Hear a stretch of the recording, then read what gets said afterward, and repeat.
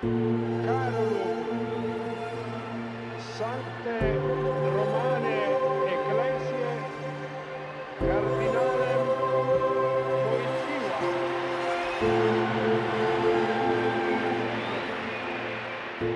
27-year pontificate of Pope St. John Paul II left an indelible mark on the hearts of his former collaborators at the Vatican.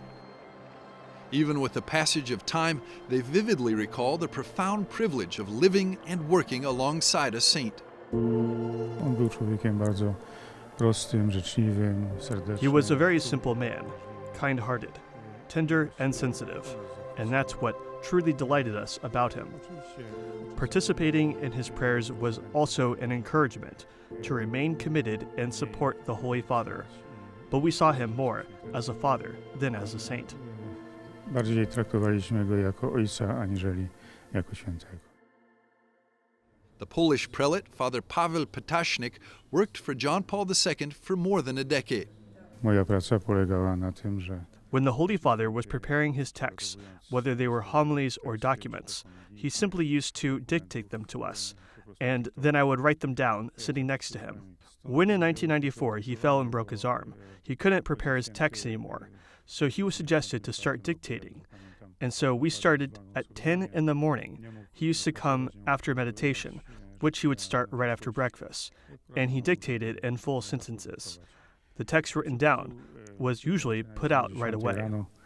Przychodził po medytacji.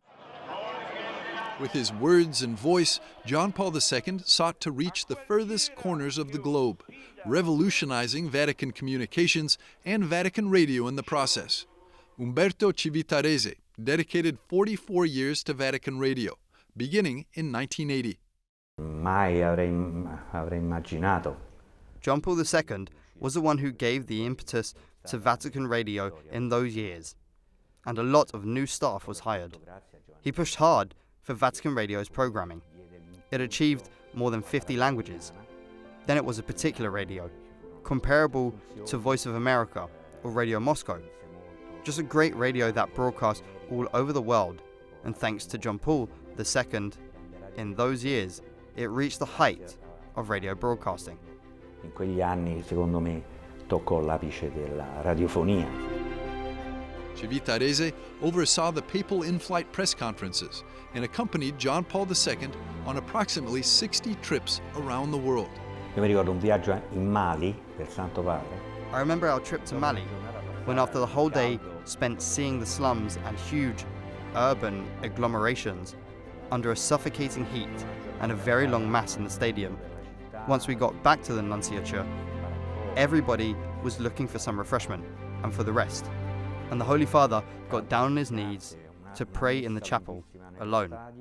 And he prayed there and prayed and prayed.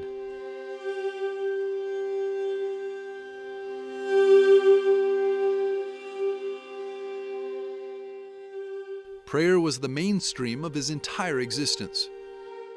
Ojciec Święty był człowiekiem modlitwy. He was a man of prayer in every moment he wasn't busy with work.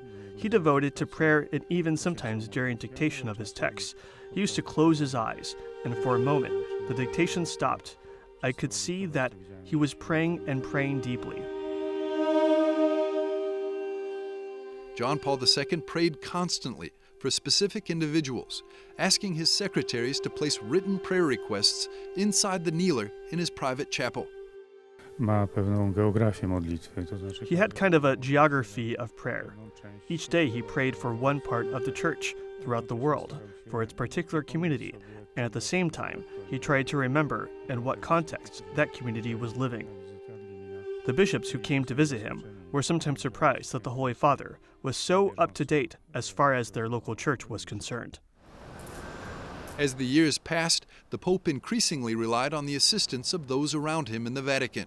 Paolo Sagretti leads a team within the little-known institution working behind the scenes, La Floreria Apostolica. This office manages the logistics that make the grand papal ceremonies possible. Sagretti served John Paul II in his daily ministry for nearly 20 years, remaining by his side until the very end. He was able to celebrate Mass until his last days because of what we managed to create for him, special chairs and platforms, which were raised by dynamic or electric pistons. They allowed him to do the elevation when he was celebrating Mass. In the time he was already very ill and disabled, it helped him to participate in the ceremonies. One of the most exciting events towards the end of the pontificate was the World Youth Day of 2000 in Tor Vergata in Rome. The Pope absolutely wanted to take part. A special lift was made to lift him up and to take him to the right height because the stage was very high. He had to look down on 1 million people. I remember the moment the event was about to begin when the Pope came behind the scenes and he wanted to walk upstairs on his own. I mean, with his walking stick, but still with huge difficulties. He was impressed because he couldn't go forward. He gave a blow with his stick because he got angry with himself that he couldn't go forward.